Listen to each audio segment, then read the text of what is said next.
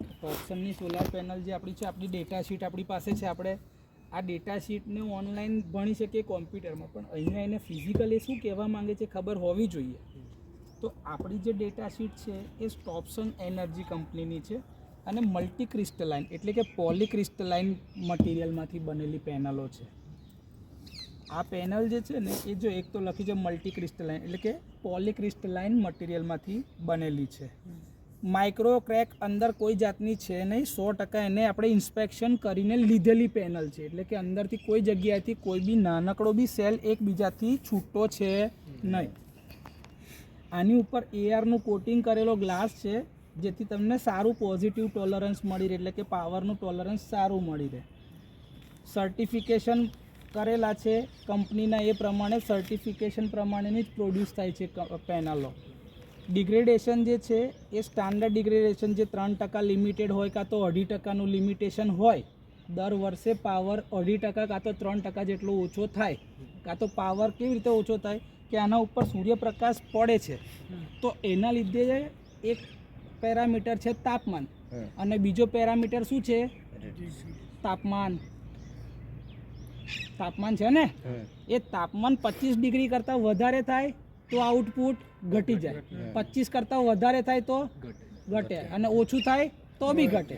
એટલે આનું maximum power point ક્યારે મળે છે 25 ડિગ્રી પર.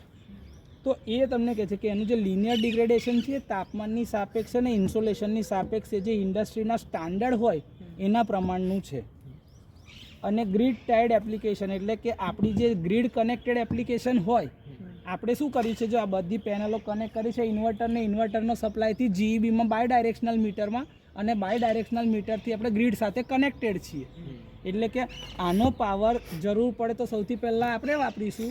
આપણા વપરાયા પછી બીજો વધારે પાવર પ્રોડ્યુસ થાય છે તો એ પાવર કઈ જતો રહેશે ગ્રીડમાં જતો રહેશે. એને કહેવાય ગ્રીડ ટાઈડ એપ્લિકેશન એટલે કે ગ્રીડ સાથે કનેક્ટેડ. બરાબર છે. આ પ્રોડક્ટના સર્ટિફિકેશનના સ્ટાન્ડર્ડ છે ઇન્ડિયન સ્ટાન્ડર્ડ અને આઈઈસી સ્ટાન્ડર્ડ. આઈઈસી એટલે ઇન્ડિયન ઇલેક્ટ્રોટેકનિકલ કમિશન. એના સ્ટાન્ડર્ડ પ્રમાણે જે આ મોડ્યુલ જે બનવું જોઈએ એ આટલા સ્ટાન્ડર્ડ ફોલો કરતા હોવા જોઈએ. કે એમાં લખ્યું હોય કે ભાઈ સેલની એફિશિયન્સી કેવી હોવી જોઈએ, એનું ડિગ્રેડેશન કેટલું હોવું જોઈએ, એના ટોલરન્સીસ કેટલા હોવા જોઈએ, તાપમાનની કેટલી અસર થવી જોઈએ, ઇન્સોલેશનની અસર કેટલી થાય, બધું અંદર લખેલું હોય. એ આના પર બધું થતું હોય. છેલ્લે આના ઉપર ટેસ્ટિંગ થાય. એ ટેસ્ટિંગ પ્રમાણેનું આઉટપુટ મળે તો આ પાસ થાય મોડ્યુલ, બાકી મોડ્યુલ રિજેક્ટ. બરાબર છે. તો એવી રીતે ટેસ્ટિંગ કરીને આ મોડ્યુલ બનતા હોય છે. અને આ દરેક મોડ્યુલ જ્યારે બને ને તો એની પાછળ છે ને એક બારકોડ લગાડેલો હોય. એ બારકોડ જો પેલો દેખાય છે ઉપર ટોપ્સનના લોગોની જોડે જો ઉપર દેખાય, દરેક પર અલગ અલગ બારકોડ હશે. એ બારકોડ શું બતાવે છે કે આ ટેસ્ટ પેનલ થયેલી છે. તમે આ બારકોડ ધારો કે કંપનીમાં નાખો એના પર સ્કેનર પર, તો એ ટાઈમે આનું આઉટપુટ કેટલા વોલ્ટ આવ્યું હતું કે કેટલા વોટ આવ્યું હતું ને એ દેખાઈ જાય. તો આ એના માટે થયેલો હોય કે બારકોડ પરથી એની ઇન્ફોર્મેશન મળે. કેમ કે કંપની જોવે તો ખરી ને કે ભાઈ મારી પેનલ ત્યાં ગઈ છે, તો આ બારકોડવાળી પેનલનું આઉટપુટના આની રિઝલ્ટની ટેસ્ટ શીટ તો મને મોકલો, તમે એવું માંગી શકો તો તમને એને આપવી પડે. ઓકે, હવે આપણું મારી બી અંદર નીચે છે જે આપણું મોડ્યુલ જે છે ને જો આ રહ્યું TEL24P315 છે. બરોબર છે. હા, TEL એટલે ટોપ્સન ઇલેક્ટ્રિકલ્સ લિમિટેડ, એટલે ટોપ્સન ઇલેક્ટ્રિકલ લિમિટેડનું TEL. 24 એટલે 24 જે છે એ આ કહું તમને P છે એટલે પોલીક્રિસ્ટલાઇન મટીરિયલ, ને 315 જે છે એ એના વોટેજ છે કે આ 315 વોટની પેનલ છે. હા, બરાબર છે. હવે અહીંયા આગળથી આગળ એના ડાયમેન્શન જોઈએ તો આનો મેક્સિમમ પાવર આપણી પાસે કેટલો છે 315. વોલ્ટેજ મેક્સિમમ કેટલા છે 37. આ મેક્સિમમ વોલ્ટેજ છે જે 25 ડિગ્રી પર મળવાના છે. પણ ઓપન સર્કિટના વોલ્ટેજ તો આના કરતાં વધારે જ હશે. તો VOC કેટલા છે 45 છે. હા, મેક્સિમમ કરંટ કેટલો છે 8.5 એમ્પિયર. આ પેનલનો મેક્સિમમ કરંટ 8.5 એમ્પિયર છે. તો ટોટલ આખો કરંટ જે છે એ શોર્ટ સર્કિટનો કરંટ તો 8.5 કરતાં વધારે જ હશે. એ કેટલો છે તો કે 9.10 એમ્પિયર. બરાબર છે. હવે ધારો કે આ એક 8.5 એમ્પિયરની છે આપણી પાસે પેનલ, એની જોડે મેં બીજી સિરીઝમાં લગાડી તો કરંટ કેટલો થઈ જશે?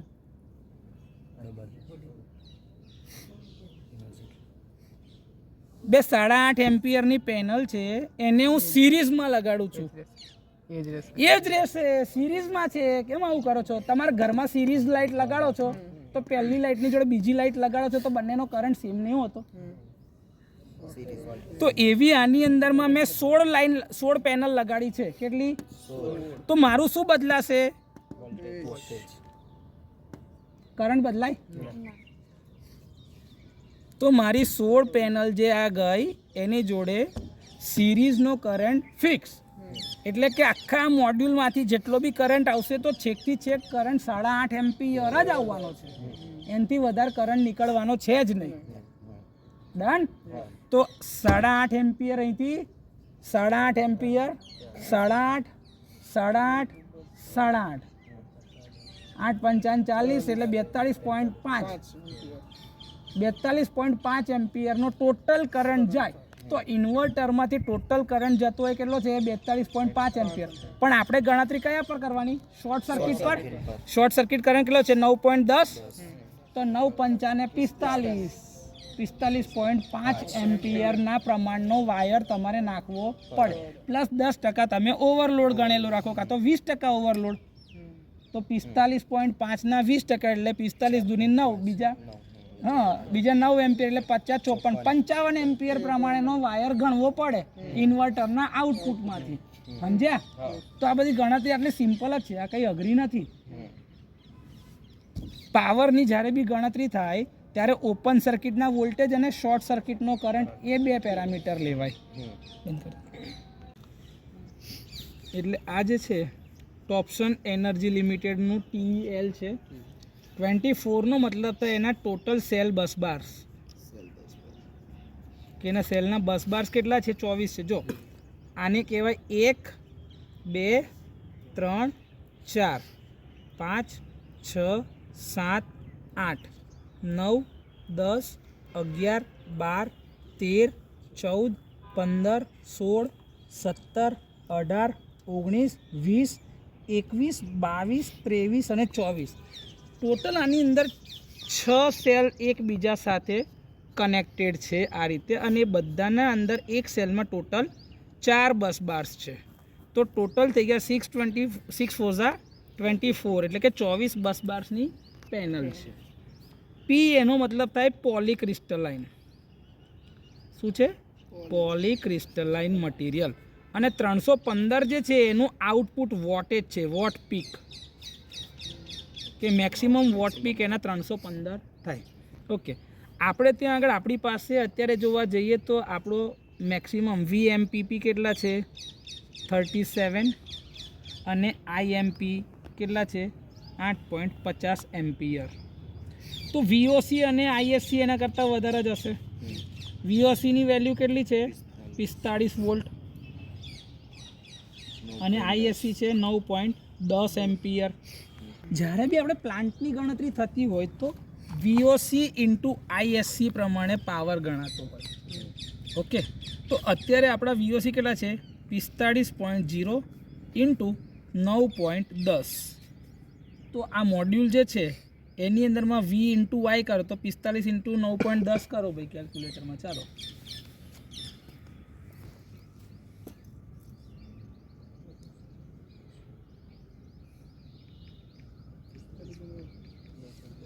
તો આ મોડ્યુલની અંદરથી 409.50 વોટ મળે. પણ આ પોસિબલ છે? કોઈ દિવસ નહીં. કેમ કે આ કયા વોલ્ટેજ છે? ઓપન સર્કિટના. હવે ઓપન સર્કિટ હશે ત્યારે કરંટ શું હશે? 0.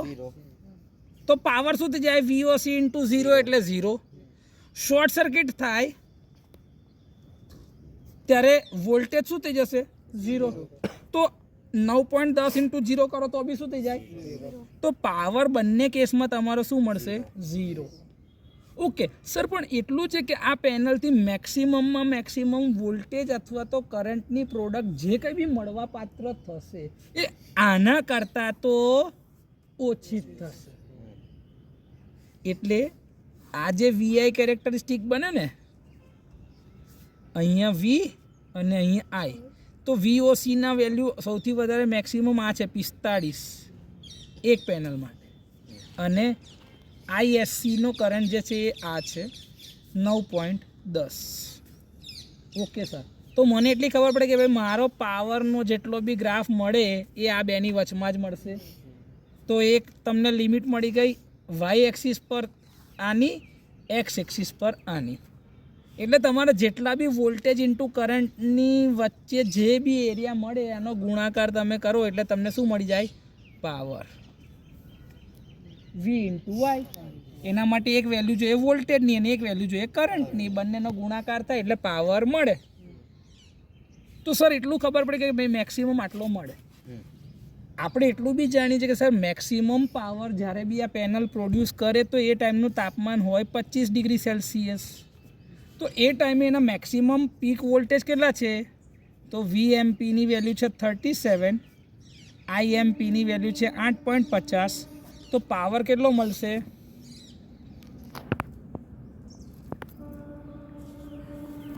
37 ઇન્ટુ 8.5, 314.5. 314.5 એટલે વોટ પીક કેટલા મળ્યા? 315. જે લખ્યું છે ને એ આ છે, એટલે 314.5 નો મતલબ આ છે 315 વોટ પીક. એ કઈ ગણતરી છે? VMP into IMP. Clear? Okay. હવે આગળ જે તમે જોવો છો, આપણે આવું શું કર્યું છે કે ભાઈ પર જે 25 કિલોવોટનો પ્લાન્ટ લગાડીએ છીએ તો આપણે શું કરીએ છીએ, આપણે 16 સ્ટ્રિંગ લીધી છે. 16 મોડ્યુલની આખી એક સ્ટ્રિંગ, 16 મોડ્યુલની એક સ્ટ્રિંગ બનાવી છે, જેમાં 1 થી લઈને 16 મોડ્યુલ છે સિરીઝમાં. કેવા છે? સિરીઝમાં. ઓકે, તો 16 મોડ્યુલ જો સિરીઝમાં થાય તો એના વીઓસી ઇન્ટુ 16 કરવા પડે એટલે એના ઓપન સર્કિટ વોલ્ટેજ થઈ જાય. કરંટ કેટલો થઈ જાય? આઈએસસી જેટલો, કેમ કે સિરીઝમાં કરંટ સેમ રહે. પણ આપણે તો સાહેબ પાવરની ગણતરી જે કરવી છે તો મેક્સિમમ વોલ્ટેજ ને મેક્સિમમ કરંટ પર. તો આ 16 પેનલને જ્યારે હું સિરીઝમાં કનેક્ટ કરું છું તો એના વીએમપી કેટલા આવે છે? એક સ્ટ્રિંગના અને સ્ટ્રિંગ 1 વીએમપી કેટલા થઈ ગયા?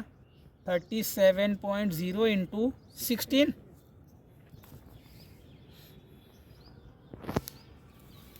એટલે 37 ગુણ્યા 16 કેટલા વોલ્ટેજ આ? 592 વોલ્ટેજ. એટલે નાનો સરવાળો કરતા જાઓ આનો તો વોલ્ટેજ કેટલા મળે છે? 592 વોલ્ટ. અને કરંટ 8.50 એમ્પિયર ઇન્ટુ 8.50. એટલે કે એક આખું આ સ્ટ્રિંગ છે ને એનો પાવર કેટલો થયો? 5.032 કિલોવોટ પીક. મેક્સિમમમાં મેક્સિમમ પાવર આવો પ્રોડ્યુસ કરે. એવી તમારી પાસે કેટલા છે? 5 સ્ટ્રિંગ છે. કેટલી? 5 સ્ટ્રિંગ. તો ટોટલ પાવર કેટલો થઈ ગયો? 5.032 ઇન્ટુ 5. 5.032 into 5 25.16 kilowatt peak. જેને અમે આવું કહે છે કે ભાઈ it is equivalent two 25.2 kilowatt peak. Plant design કરીએ છીએ ત્યારે આટલું પ્લાન્ટ કેપેસિટી નાખીએ છીએ, 25.2 કિલોવોટ પીક. ક્લિયર? કનેક્ટ કરી શકો. તો જો અહીં શું કહે છે? મેક્સિમમ સિસ્ટમના વોલ્ટેજ કેટલા છે? મેક્સ સિસ્ટમ વોલ્ટેજ ઇન્વર્ટરના ઇનપુટ હોય ને તો અહીં આગળ જતા કેટલા છે ખબર છે? 1000 વોલ્ટથી નીચે. તો 1000 ડિવાઈડ બાય 37 કરો. 1000 ડિવાઈડ બાય 37 27.027. એટલે કે તમે આ ઇન્વર્ટરના ઇનપુટમાં એક સાથે 27 મોડ્યુલ સિરીઝમાં રાખ્યા હોત ને તો બી આ ઇન્વર્ટરને વાંધો હતો નહીં. એટલે 27 મોડ્યુલ સિરીઝમાં હોય તો હોય આ ઇન્વર્ટરને વાંધો હતો નહીં, કેમ કે લિમિટ કેટલી છે 1000 વોલ્ટ ડીસીની દેખાય છે સિસ્ટમના મેક્સિમમ વોલ્ટેજ. તમે કેટલા પર રાખ્યા 592 વોલ્ટ એટલે કે 600 વોલ્ટ, કેમ કે ઇન્વર્ટરની ઓપરેટિંગ રેન્જ જે હશે ને એના ઉપર લખેલું હશે કે 600 થી 800 વોલ્ટ ઓપરેટિંગ રેન્જ, કાં તો 600 થી 1000 વોલ્ટ ઓપરેટિંગ રેન્જ. તો મિનિમમ એને 600 વોલ્ટ તો ક્રિએટ કરવા પડતા હશે, કાં તો 500 ક્રિએટ કરવા જ પડતા હશે. ધારો કે કે ભાઈ 550 વોલ્ટથી લઈને 700 વોલ્ટ ઇનપુટ લઈશું, ઇન્વર્ટર પર ઓપરેટિંગ વોલ્ટેજની રેન્જ લખેલી હોય તો તમે 592 ક્રિએટ કર્યા છે તો એ તો પેલાની રેન્જમાં આવે જ છે, હા કે ના? હંમેશા આ એક થંબ રૂલ છે કે મિનિમમ ઓપરેટિંગ વેલ્યુ હોય ને ઇન્વર્ટરની વોલ્ટેજની એના કરતાં 2 મોડ્યુલના વોલ્ટેજ વધે ને એટલા મોડ્યુલને સિરીઝમાં રાખવાના. કેમ સર? કદાચ એકાદ મોડ્યુલમાં મિકેનિકલ ફેલિયર આવ્યું, મારે એ મોડ્યુલ બાયપાસ કરવો પડે તો આના વોલ્ટેજ જે છે ઇન્વર્ટરના ઓપરેટિંગ રેન્જમાં રહે. ધારો કે ઇન્વર્ટર મારું એવું કહે છે કે સાહેબ મારે 570 વોલ્ટથી ચાલુ થશે ઓપરેશન, તમારા વોલ્ટેજ છે 592 આ સ્ટ્રિંગના. એક મોડ્યુલ ગયું એટલે સીધા તમારા 37 વોલ્ટ ઓછા થઈ ગયા, -37 કરો એટલે 8 12 5 5 555 આયા. 570 કરતાં ઓછું છે એટલે આ ઇનપુટ જ નહીં લે. ઇનપુટ ના લે તો તમારો આખો 5 કિલોવોટ પાવર જતો રહ્યો. કેટલું મોટું નુકસાન આવે મને કહેજો. એટલે જ્યારે બી તમે ડિઝાઇન કરતા હોય તો તમારે એ યાદ રાખવું કે ઇન્વર્ટરના મિનિમમ ઇનપુટ વોલ્ટેજ કરતાં 2 પેનલનો વોલ્ટેજ વધારે મળી રહે એવી રીતે રાખવાનું, જેથી કરીને કદાચ બી એકાદ મોડ્યુલ બાયપાસ કરવું પડે તો પાવર ઓછો થાય ચાલે પણ બંધ ના થઈ જાય ઓપરેટિંગમાં. આ યાદ રાખવાનું, ઠીક છે? હા, આગળ જે છે કે ભાઈ હવે એના ઉપરનો સ્ટેટિક લોડ એટલે કે આ સ્ટ્રક્ચરનો લોડ જે છે આ આટલો છે 5400 પાસ્કલ. મોડ્યુલના ડાયમેન્શન તો જો એની લંબાઈ જે છે ને આ રહી 1961, એક કોર્નરથી લઈને આ કોર્નર લગીનની જે લંબાઈ છે એ છે 1.961 મીટર, એની પહોળાઈ છે 962 આ અંદરથી, બરાબર છે? અને ઉપરથી એન્ડ લઈએ ને છેડાથી છેડા, જો આર્યા દેખાય છેડાથી છેડા કેટલા છે 991 mm, અને આની જાડાઈ આ જેની થિકનેસ છે ને એ કેટલી છે 35 mm. એનો એરિયા કેટલો થાય 1.94 સ્ક્વેર મીટર. સર કેવી રીતે થાય? આલા યાર લંબચોરસ છે 1.961 ઇન્ટુ 0.991, લંબાઈ ગુણ્યા પહોળાઈ કરીએ ને 0.991 છે, એટલે આ જે લખ્યું છે 1.9433 સ્ક્વેર મીટર એ એરિયા આવી જ રીતે મળે છે. સિમ્પલ, કંઈ અઘરું છે આ વસ્તુ જોઈને? પછી આ મોડ્યુલનું વજન છે 22 કિલોગ્રામ, ફાયર રેટિંગ છે તો કે C ક્લાસનું, અને આનો બાયપાસ ડાયોડ જે મૂકેલું હોય કે જે આખાને બાયપાસ કરી નાખે એનું રેટિંગ કરંટ છે 20 એમ્પિયર, કે સિરીઝ ફ્યુઝ મૂક્યો છે 15 એમ્પિયરનો છે, એટલે 15થી વધારે કરંટ જાય ને તો સિરીઝ ફ્યુઝ જ મેલ્ટ થઈ જાય. એ જંક્શન બોક્સ જે બનાવ્યું હોય ને એની નીચે જંક્શન બોક્સની જોડે જ લગાડ્યો હોય સિરીઝમાં જ, એટલે એનો પોતાને જ મેલ્ટ થઈ જાય, બાળી જ દે, પોતાની જાતને પીગાડી દે. એટલે મોડ્યુલ શું થઈ ગયું બાયપાસ, ડિસ્કનેક્ટ કરી નાખે કે ભાઈ ફોલ્ટ આગળ જવા દે નહીં. સિરીઝ ફ્યુઝનું કામ એ જ છે, બરાબર છે?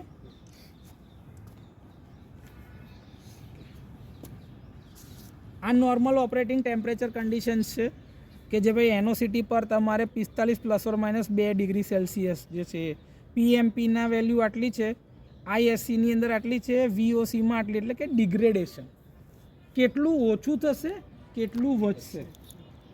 કરંટ સેમિકન્ડક્ટર મટીરિયલ છે એટલે કરંટમાં વધારો થાય, તાપમાન વધે તો કરંટ વધે, પણ વોલ્ટેજમાં ઘટાડો થાય. તાપમાન વધે વોલ્ટેજ ઇન્ટુ કરંટ, વોલ્ટેજ ઘટે છે કરંટ વધે છે તો પાવર શું થશે? ઘટે જ. એટલે પાવર દરેક કેસમાં નેગેટિવ જ મળશે. જો વોલ્ટેજ નેગેટિવ જ મળશે વધારાની સાથે, પણ ઘટાડાની સાથે આ વધે તો આ ઘટે. એટલે તમને દરેક કેસમાં પાવર તો નેગેટિવ જ મળશે. એની ઓપરેટિંગ રેન્જ કઈ લાગીને છે? -40 ડિગ્રીથી લઈને +85 ડિગ્રી સેલ્સિયસ સુધી. એટલે તું આ જ પેનલને કાશ્મીરમાં નાખે તોય કોઈ વાંધો છે. હું ખાલી ઇન્ડિયાની જ વાત કરી રહ્યો છું અત્યારે, એટલે તમને ખાલી કાશ્મીર કીધું. તો તમે ત્યાં બી નાખો તો આ પેનલ ત્યાં બી ચાલશે જ.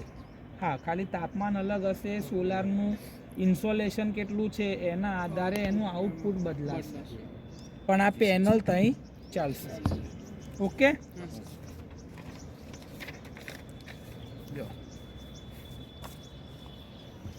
પહેલાં જ કીધું કે ભાઈ પોલીક્રિસ્ટલાઇન ટાઈપની મટીરિયલની પેનલ છે. TEL24315 છે. મેક્સિમમ પાવર 315નો વોટ પીક પાવર છે, જે હમણાં આપણે ગણ્યો ને 315 કઈ ગયું હાર્યું ને 314.5 315 ગણ્યો. આ તમારા maximum voltage, maximum current, open circuit voltage, open circuit current, આ એની પેનલ એફિશિયન્સી છે 16.21%. આ તમને ગણતા શીખવાડીશ નીચે. કેલ્ક્યુલેશન આની બહુ સિમ્પલ છે, આની સિમ્પલ છે, પણ આના માટે મારે તમને આખું એક મોડ્યુલ શીખવાડવું પડશે. સ્વયં પોર્ટલ ઉપર ઉમાનંદ સર છે, એલ ઉમાનંદ કરીને, એમનો કોર્સ છે. હા, એના ઉપર પહેલું જે વીક છે ને, વીક 1, એની અંદરથી તમને આ બધું જ શીખવા મળશે. પણ એમાં માટે ઇન્સોલેશનની અંતે બેસિક આપણે જાણવાનું છે. તો હમણાં સૌથી પહેલાં આપણે જ્યારે શરૂઆત કરીએ છીએ તો હિસ્ટોરિકલ બેકગ્રાઉન્ડ બી જાણવાનું અને એ બી જાણવાનું. તો હવે આવતા અઠવાડિયાનું તમારું જે કામ છે એમાં તમારે આ શીખવાનું છે કે એ ઉમાનંદ સરના જે વિડીયો છે એ મારી પાસે છે, હું તમને લિંક બી શેર કરીશ. તમારે એમાંથી જ જોવાનું છે. એ ઇંગ્લિશમાં બોલે છે પણ એ સમજ પડશે, એને તમે ગુજરાતીમાં સમજી શકશો, અને એ જ પ્રમાણે તમારે તમારી નોટ્સ લખેલી રાખવાની છે કે સાહેબે શું કીધું, તમને શું સમજાવે છે. ઠીક છે. Normal operating temperature maximum power કેટલો મળશે? 226.94 વોટ પીક. હવે નોર્મલ ઓપરેટિંગ ટેમ્પરેચર કયું હતું? 45 ડિગ્રીની આજુબાજુ. જો હા, કેટલા? જો લખેલું છે ને, એનઓસીટીનું તાપમાન કેટલું હતું? 45 ડિગ્રીની આજુબાજુ. બરાબર. તો 45 ડિગ્રીની આજુબાજુ ગણીએ તો 45 એટલે તમારું જે વોલ્ટેજની રેન્જ આપી છે 37 વોલ્ટ મેક્સિમમ, એ કેટલા પર છે? 25. તો 45 એટલે 20 ડિગ્રી જેટલો વધી ગયો. તો 20 ડિગ્રી જેટલું વધે તો કોએફિશિયન્ટ જોઈએ ને, એનો કોએફિશિયન્ટ કેટલો છે? -0.36 × 20, અને કરંટ 0.05 × 20, અને પાવરમાં કેટલું છે? 0.43 × 20.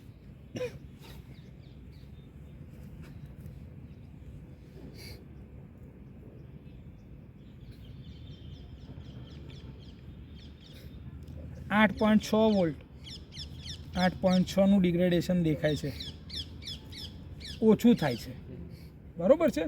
પણ એના લીધે આખી પેનલની ઉપર ઓછું થશે જવાબદાર, કેમ કે તાપમાન ભલે તમારું વધી ગયું, પણ ઇન્સોલેશન કેટલું થાય છે એના આધારે કલેક્ટિવ મેક્સિમમ વોટ પીક જે મળવા પાત્ર થશે એ આટલા થશે. આ ટેસ્ટેડ વસ્તુ છે જે એ લોકોએ આપણને આપી છે, આપણે આ ગણી શકીશું. એના માટે તમારે આ સાહેબનું પહેલું અઠવાડિયું જોવું પડશે. બરાબર છે. આ કોર્સનું એ ટાઈમ દરમિયાનના તમને મેક્સિમમ વોલ્ટેજ કેટલા મળશે? 33.17. કેટલા મળશે? 33.17. એટલે 36 દૂની 72 -7.2 વોલ્ટ. બરાબર છે. અને અહીંયા આગળ તમારો 20 × 5 = 100 એટલે 1 એમ્પિયર. એટલે આની આજુબાજુના ડિગ્રેડેશન તમને જોવા મળશે. જો આ 6.84, આટલો મેક્સિમમ તમારો પાવર છે તે ટાઈમ દરમિયાનનો કરંટ ત્યારે, જ્યારે આપણે નોર્મલ ઓપરેટિંગ કન્ડિશન 45 ડિગ્રી પર લઈએ છીએ ત્યારે. પણ આમાં શું થાય ખબર છે, આપણે પેલું ઇક્વેશન લેતા 1 plus alpha 0 into delta T, આમાં T2 માઇનસ T1 ની રીતે જોતા હતા ને આપણે, જે તાપમાનનો તફાવત મૂકવો પડે એટલે 45 માઇનસ 20 અને ત્યાં આગળ આલ્ફા 0 એટલે એનો કોએફિશિયન્ટની વેલ્યુ અને 1 એટલે મેક્સિમમ તાપમાન. એ આપણે જોઈશું, આ તમને શીખવાડું છું. તમે પેલું ઇક્વેશન લાવતો હતા ને ખબર, આપણે RT equals to R0 into 1 plus alpha 0 into delta T, આવું ઇક્વેશન આપણે શીખેલા છીએ. આ તો આ એ જ છે, આ એ જ વસ્તુ છે, એ શીખવાડ દઉં તમને હમણાં ગણિત નીચે પછી. હા, એટલે આટલા તમારા ઓપન સર્કિટના વોલ્ટેજ, આ તમારો શોર્ટ સર્કિટનો કરંટ. સિમ્પલ.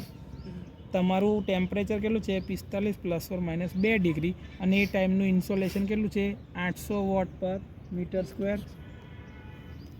એર માસ 1.5, વિન્ડની સ્પીડ 1 મીટર પર સેકન્ડ અને તાપમાન એમ્બિયન્ટ કેટલું લેવાનું 20. એટલે તફાવત કેટલો થયો ખબર છે, 45 માઇનસ 20 એટલે 25 ડિગ્રીનો તફાવત થયો. 25 ડિગ્રીના તફાવત પર બધું ગણવાનું થાય, સમજ્યા? પછી આ એની ઓપરેટિંગ રેન્જ છે, આ બધા એના કોએફિશિયન્ટની વેલ્યુ છે, મેક્સિમમ સિસ્ટમની વોલ્ટેજની વેલ્યુ કીધી, 15 એમ્પિયર સિરીઝ ફ્યુઝનું રેટિંગ કહી દીધું, આ એના ડાયમેન્શન સમજાવી દીધા, એનું વજન 22 કિલો છે એક પેનલનું. ટોટલ 72 નંબર ઓફ સેલ્સ અંદર મૂકેલા છે. આ નંબર ઓફ સેલ્સ કેવી રીતે ગણાય ખબર? જો આ તમને દેખાતા હશે, જો આ જે દેખાય, આ એક ચોરસ, આ ચોરસ એક સેલ છે. એવું ખબર પડી કે સાહેબ આ 1 2 3 4 5 6 સેલ એકબીજા જોડે લાગેલા છે. જો આ 1 2 3 4 5 ને 6 સેલ છે એકબીજા જોડે. હવે આમ ગણો, 1 2 3 4 5 6 7 8 9 10 11 અને 12, 12 ઇન્ટુ 6 72. તો નંબર ઓફ સેલ્સ કેટલા કીધા છે? આ જૂની ટેકનોલોજી વાળું મોડ્યુલ છે, જ્યારે સૌથી પહેલાં લોન્ચ થયેલું હતું એ છે પોલીક્રિસ્ટલાઇનનું. હવે આની અંદર ટેકનોલોજી બદલાઈ ગઈ છે. આ જે આખા સેલ છે ને એ 2 ભાગમાં હોય છે. Half cut technology, monoperc half cut module ચાલુ થયા છે. બાયફેશિયલ, પાછળ જે આવી EVA શીટ સફેદ કલરનું હતું ને, સફેદ નહીં, ટ્રાન્સપેરન્ટ, નીચે બી ગ્લાસ ઉપર બી ગ્લાસ, એટલે રિફ્લેક્શનથી પાવર મળે. પણ એ રિફ્લેક્શન સારામાં સારું ક્યારે મળે? જ્યારે સફેદ જ હોય. એકદમ કાચ મૂકી દઈએ ને, જબરજસ્ત આઉટપુટ મળે, 1.3 ગણું, એટલે ઉપરથી 1 ગણું, નીચેથી 0.3 ટાઈમ્સ, એટલે આઉટપુટ તમારું વધી જાય. તો પેબેક પીરિયડ ઓછો, જલ્દીથી પૈસા કવર થઈ જાય. પણ એ પેનલો મોંઘી આવે, હા, એટલે કેપિટલ ઇન્વેસ્ટમેન્ટ તમારું વધી જાય. આવું છે, બરોબર છે. હવે જો આની અંદર જે કેબલ નાખ્યો છે ને DC કનેક્શન, જો કનેક્ટર જે છે MC4 ટાઈપના કનેક્ટર મૂકેલા છે, જે આપણે પેલું હમણાં લિંક મારી ને, આ જે દેખાય છે આ કનેક્ટર MC4 ટાઈપ કનેક્શન કહેવાય. એ કનેક્ટર, એમાં મેલ ને ફિમેલ કનેક્ટર હોય. આ મેલ કનેક્ટરની અંદર ફિમેલ કનેક્ટર, મારી પાસે કનેક્ટર પડ્યું છે, બતાવીશ તમને, એ બી વિડીયો એમાં આપણે લઈશું, એને હોય એ એકબીજા સાથે કનેક્ટ થાય. વાયર આ 4² mm નો વાયર જ છે. 4² mm નો DCના વાયર જે આવ્યા હોય એ ડાયરેક્ટ કનેક્ટર પર લગાડીને આવતા હોય. અને કેબલની લંબાઈ તમને આપી હોય 1 મીટર. કેટલી? 1 મીટર ના, એક આ બાજુ, 1 મીટર આ બાજુ, તો જ કનેક્શન થાય. હવે શું થાય, જો 1 મીટરની આપી હોય, કેમ આપી હોય ખબર? 1 મીટર કેમ કે આખું મોડ્યુલ કેટલું છે 991 mm, એટલે 0.9 સેન્ટીમીટર, એટલે 99.1 સેન્ટીમીટર, એટલે કે 0.9 મીટર. આપણે જોઈએ કેટલું 1 મીટર, તો આ 0.9, પેલું 0.9 થાય. પણ બંનેના સેન્ટર પર મારીએ તો આનું 0.45, પેલાનું 0.45 અને કનેક્શન માટેની થોડીક જગ્યા, એટલે તમને કેબલનું જે કનેક્શન હોય ને 1 મીટરનું હોય. એટલે કે લબડતા ના રહે કનેક્ટર, એટલા માટે આટલી લંબાઈ આપેલી હોય. સમજ્યા? આ એવું છે. જો એક બાજુથી પોઝિટિવનો કેબલ, એક બાજુથી નેગેટિવનો, જો દેખાય છે positive connector, negative connector, 4² mm નો કેબલ, 1 મીટરની લંબાઈ વિથ MC4 કનેક્ટર. આ એ જ છે, કશું નવું છે નહીં ભાઈ આની અંદર, બરોબર? બીજું કંઈ હોય તો પૂછો હવે આમાં કંઈ ના ખબર તો કહો મને ડન